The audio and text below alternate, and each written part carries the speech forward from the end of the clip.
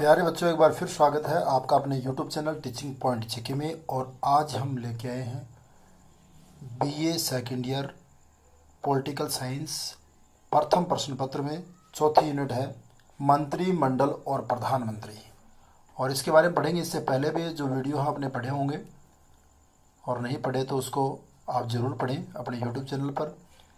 तो देखिए, हम पढ़ेंगे इसमें मंत्रिमंडल क्या है और प्रधानमंत्री क्या है, क्या इनकी शक्तियाँ है, क्या इनकी कार्य प्रणाली है, इन सब के बारे में आज पढ़ने वाले हैं। तो सबसे पहले देखिए, मंत्रिमंडल का जो अभिप्राय है वो क्या है। मंत्रिमंडल देखो क्या है। अगर आपको भारत के लिहाज से मंत्रिमंडल वगैरह पता है तो वो सेम ही सिस्टम है, क्योंकि ब्रिटेन की ही छवि हमारे देश की शासन प्रणाली में दिखाई देती है। तो मंत्रिमंडल का अभिप्राय देखिए, मंत्रिमंडल राजमुकुट के नाम पर। देखो, इससे पहले वाला जो टॉपिक था राजमुकुट वो पढ़ लिया। राजमुकुट क्या है कि राजा सहित पूरा मंत्रिमंडल, पूरी संस्था को राजमुकुट कहा जाता है। तो राजमुकुट के नाम पर प्रधानमंत्री द्वारा नियुक्त किए हुए राजकीय परामर्शदाताओं की समिति को कहा जा सकता है, जिन्हें लोक सदन के बहुमत का समर्थन प्राप्त हो। ये मुनरो द्वारा मंत्रिमंडल की जो परिभाषा दी गई है वो हमने पढ़ा। तो इसमें आप समझते हैं मंत्रिमंडल क्या है। मंत्रिमंडल एक प्रकार से कैबिनेट भी कहते हैं मंत्रिमंडल को। तो इसमें कैबिनेट स्तर के जो मंत्री हैं उनकी एक समिति होती है, आप उनका एक समूह मानिए इसको, मंत्रिमंडल को। अब मंत्रिमंडल का जो गठन है वो देखिए, यानी फॉर्मेशन ऑफ द कैबिनेट।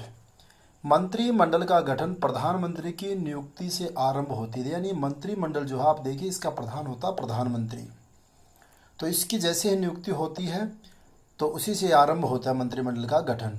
अब मंत्रिमंडल यानी प्रधानमंत्री कुछ नाम देता है, और भारत में राष्ट्रपति द्वारा और ब्रिटेन में सम्राट के द्वारा इनकी नियुक्ति करती जाती है, और पूरे समूह को मंत्रिमंडल कहा जाता है। प्रधानमंत्री की नियुक्ति सम्राट द्वारा होती है, हमने पढ़ा। और चुनाव किसके द्वारा होता है? प्रधानमंत्री का चुनाव जनता द्वारा होता है। जनता द्वारा बहुमत प्राप्त दल के नेता को जो है वो सम्राट द्वारा यहाँ प्रधानमंत्री नियुक्त किया जाता है, ये याद रखिए आप। इसके बाद देखिए, अन्य मंत्रियों की नियुक्ति सम्राट द्वारा प्रधानमंत्री के परामर्श के आधार पर की जाती है। तो ये प्रधानमंत्री होगा, प्रधानमंत्री के परामर्श पर अन्य मंत्रियों की नियुक्ति की जाती है। तो प्रधानमंत्री और उसके द्वारा कैबिनेट स्तर के जो मंत्री है वो मंत्रिमंडल कहलाता है। मंत्रिमंडल के सदस्यों के लिए संसद की सदस्यता अनिवार्य, यानी मंत्रिमंडल के लिए जरूरी भारत में भी ये है कि संसद की सदस्यता उनके पास हो, यानी संसद के सदस्य हो, चाहे वो निम्न सदन के हो या उच्च सदन के हो, लेकिन होना जरूरी है। संसद के सदस्य के बिना 6 माह तक पद पर बने रह सकते हैं। इन 6 माह के दौरान उन्हें चुनाव लड़ करके या मनोनीत होकर के इनका सदस्य बनना जरूरी है, अन्यथा उनकी सदस्यता समाप्त हो जाएगी। मंत्रिमंडल की सदस्य संख्या निश्चित करना, ये और उनके स्तर निर्धारित करना और उनमें विभागों का वितरण करना प्रधानमंत्री का ही कार्य है। ये देखिए कि ये जो काम है कि सदस्य कितनी निश्चित करनी है और उनके स्तर किस किस को क्या मंत्रालय देना है, ये तमाम जो बातें इनका निर्धारण प्रधानमंत्री द्वारा किया जाता है। अब इसके बाद देखिए, मंत्रिमंडल के सदस्यों की संख्या कम या अधिक हो सकती है। देखिए, भारत में क्या है 15%, ये हम ब्रिटेन की पढ़ रहे हैं। अब इसके बाद देखिए, मंत्री परिषद और मंत्रिमंडल, इन दोनों में देखिए मंत्री परिषद और मंत्रिमंडल में अंतर देखिए। सबसे पहले मैं बता दूं, मंत्री परिषद को मंत्री 3 प्रकार के होते हैं भारत के लिहाज से।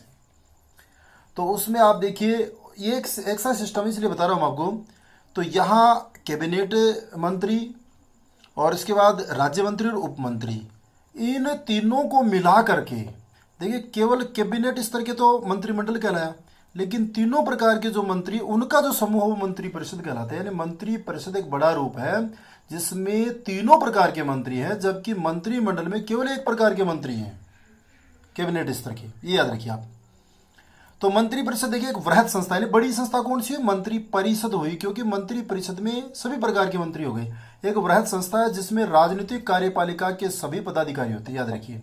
यानी राजनीतिक कार्यपालिका के सभी पदाधिकारी होते हैं किसमें? मंत्री परिषद में। मंत्रिमंडल में देखिए, इसमें सभी महत्वपूर्ण विभागों के राजनीतिक अध्यक्ष सम्मिलित रहते हैं, ये याद रखिए आप। तो इसमें और यह मंत्री परिषद का हृदय कहलाता है। यानी महत्वपूर्ण जो है वो देखिए, छोटी जरूर है मंत्रिमंडल, लेकिन महत्वपूर्ण सबसे ज्यादा मंत्रिमंडल ही है कि इसमें महत्वपूर्ण विभागों के राजनीतिक अध्यक्ष सम्मिलित होते हैं। अब इसके बाद देखिए, इससे आगे मंत्री परिषद व मंत्रिमंडल में भेद क्या है। देखो बहुत अच्छा ये टॉपिक बनेगा आपके कि इसमें भेद क्या है। तो वो देखिए आप क्या क्या भेद है।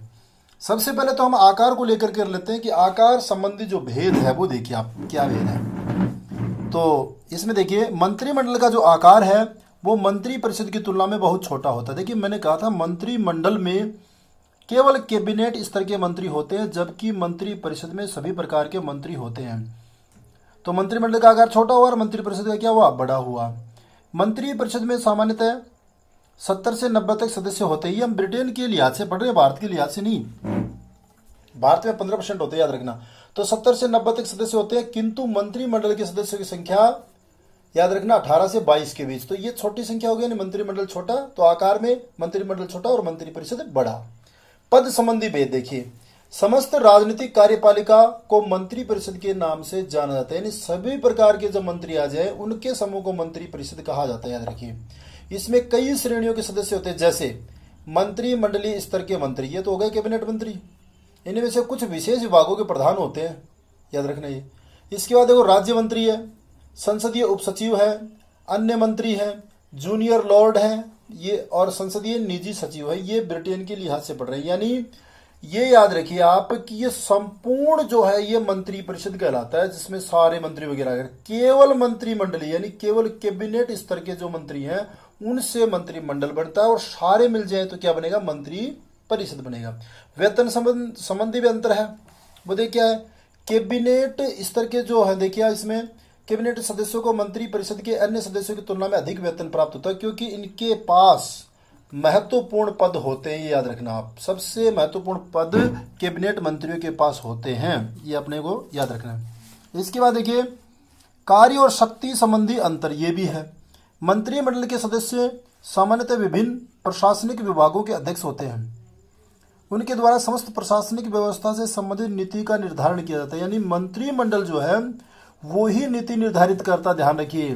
बाकी जो मंत्री होते हैं वो इनसे जूनियर ही होते हैं। तो सबसे जो वरिष्ठ या जिनको हम बोल सकते हैं शीर्ष मंत्री, वो मंत्रिमंडल में होते हैं, और मंत्री परिषद में छोटे बड़े सभी इसमें आ गए हैं।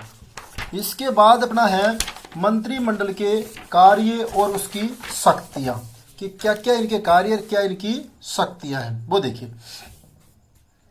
तो मंत्रिमंडल क्या कार्य करता है वो देखिए। मंत्रिमंडल के जो कार्य तथा शक्तियों का आधार वैधानिक न होकर परंपरागत है। देखिए आप ये याद रखिए, परंपरागत है, क्योंकि मैंने बताया था कि ब्रिटेन में अलिखित संविधान है, वहां परंपरा और प्रथाओं का महत्वपूर्ण योगदान है। अब देखिए इसके कार्यों को हम बांटेंगे। पहले है कार्यपालिका संबंधी कार्य, यानी मंत्रिमंडल के जो कार्य हैं और शक्तियां, वो सबसे पहले कार्यपालिका संबंधी कौन से कार्य हैं देखिए। पहले लिख देते, देखिए मंत्रिमंडल ही ब्रिटेन की वास्तविक कार्यपालिका है। इसके निम्न कार्य, देखो एक वास्तविक जो कार्यपालिका वो आप समझिए कि जिस तरह से, एक तो आप देखिए कि जो हमारे भी जो सिस्टम है, हमारे राष्ट्रपति है, वहाँ सम्राट है, वो एक नामात्र की जो कार्यपालिका दो प्रकार की होगी, नामात्र एक वास्तविक। तो हमारे देश में आप देखो नामात्र की तो कार्यपालिका का आप मानिए मुखिया कौन है, राष्ट्रपति, लेकिन वास्तव में देखें तो प्रधानमंत्री सब कुछ करता है। तो वो ही सिस्टम वहाँ है ब्रिटेन में, वहाँ राष्ट्रपति की जगह वहाँ सम्राट होता है, यानी राजा होता है।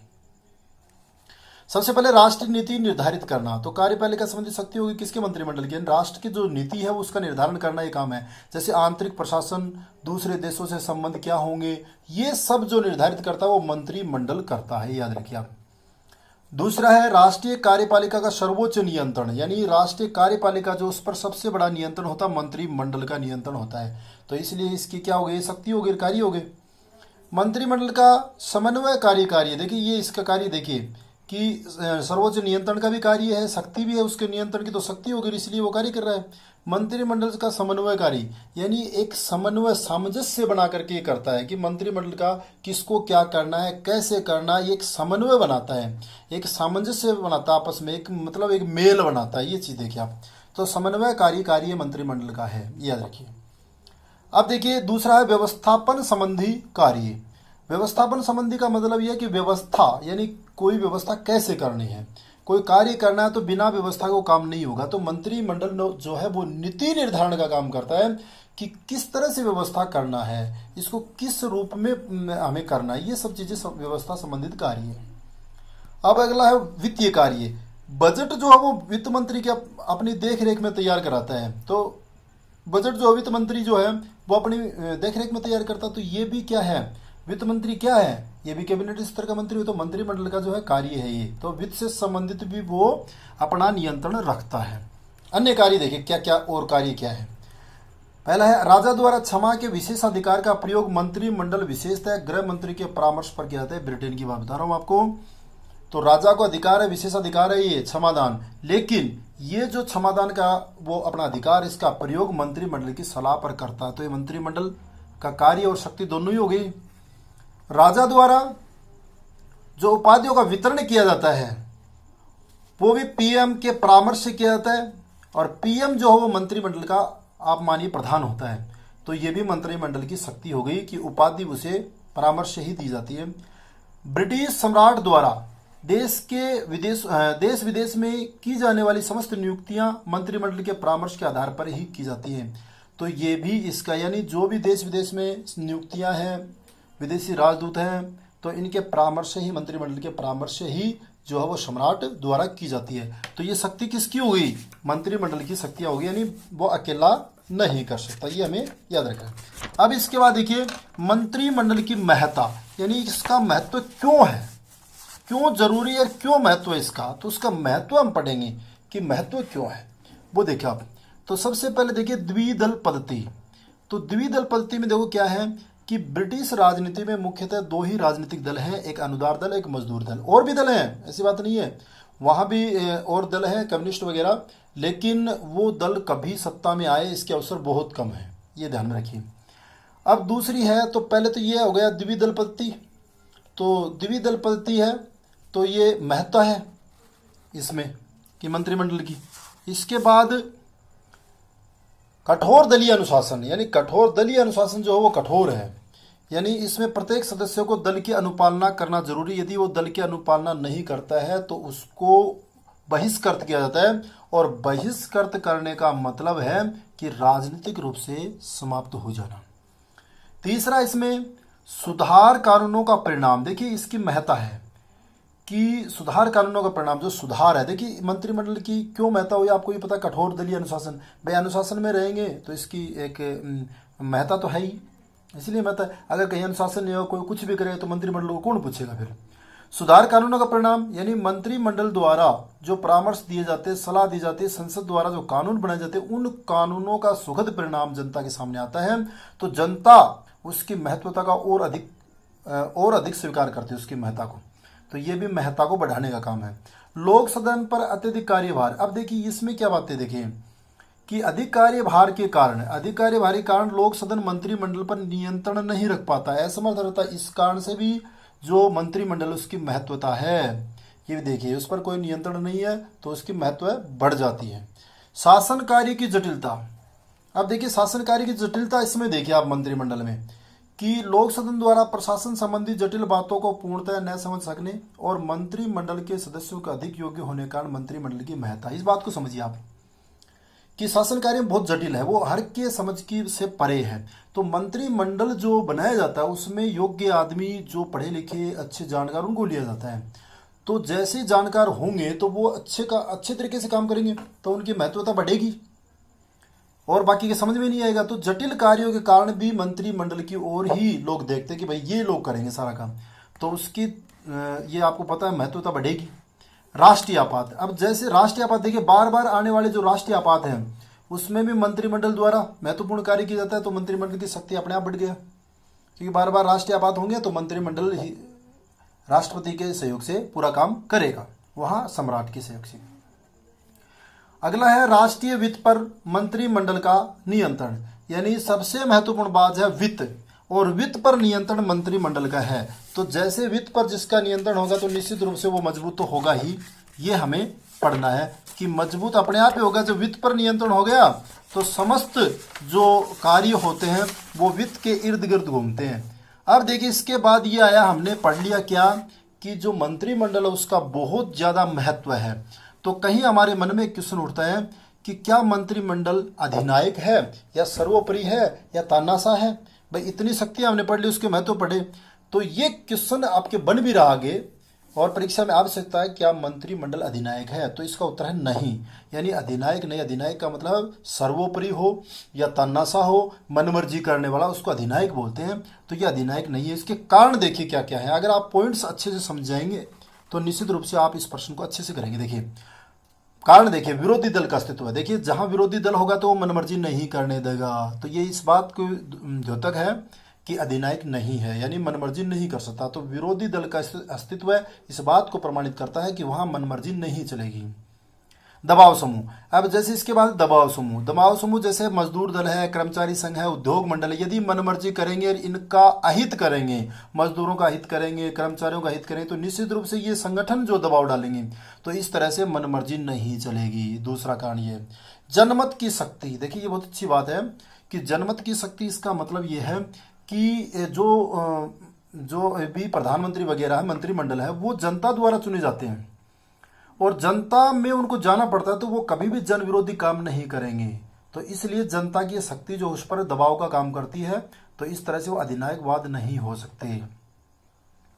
चौथा, इसमें सदन की परंपराएं और अपने ही दल के सदस्यों की प्रतिक्रिया। सदन की कुछ परंपराएं, उनका पालन यदि वो करते हैं तो निश्चित रूप से वो उस दायरे से बाहर नहीं जाएंगे, तो वो भी सर्वे मतलब मनमर्जी नहीं कर सकते। ब्रिटेन की राजनीतिक संस्कृति, उनकी एक संस्कृति है शुरू से। देखिए फ्रांस में एक संस्कृति कि मैं ही राजा हूं, मैं ही कानून हूं, मैं ही सब कुछ हूं, लेकिन यहां देखो एक संस्कृति रही कि मैं नेता हूं, इसलिए मुझे जनता का अनुगमन करना चाहिए, उसकी बातों को मानना चाहिए, उसके पालन करना चाहिए। ये ब्रिटेन की राजनीतिक संस्कृति रही है। तो ये भी इस बात को दर्शाती है कि वहां अधिनायकवाद नहीं है। अब देखिए इसके बाद है प्रधानमंत्री यानी प्राइम मिनिस्टर। प्रधानमंत्री के बारे में पढ़ेंगे हम। तो प्रधानमंत्री अगर भारत का पढ़ लिया या इसका पढ़ लिया, एक ही बात है, दोनों के एक सेम ही है। तो सबसे पहले देखिए, तो मंत्रिमंडल ब्रिटेन की वास्तविक कार्यपालिका, यानी वास्तविक कार्यपालिका मंत्रिमंडल और नामांतरित कार्यपालिका वहां सम्राट है। कार्यपालिका और प्रधानमंत्री मंत्रिमंडल का प्रधान है होता है, ये ध्यान में रखिए। प्रधानमंत्री शासन व्यवस्था का केंद्र है, यानी शासन का जो व्यवस्था केंद्र है वो कौन है? प्रधानमंत्री। नियुक्ति देखिए सम्राट द्वारा, हमारे यहाँ राष्ट्रपति के द्वारा, वहां सम्राट के द्वारा।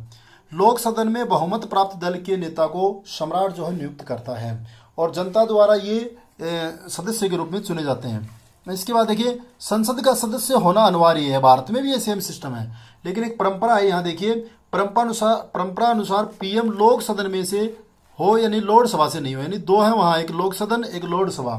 जिस तरह से हमारे यहाँ लोकसभा और राज्यसभा है, वहाँ लोक सदन और लोकसभा दो है।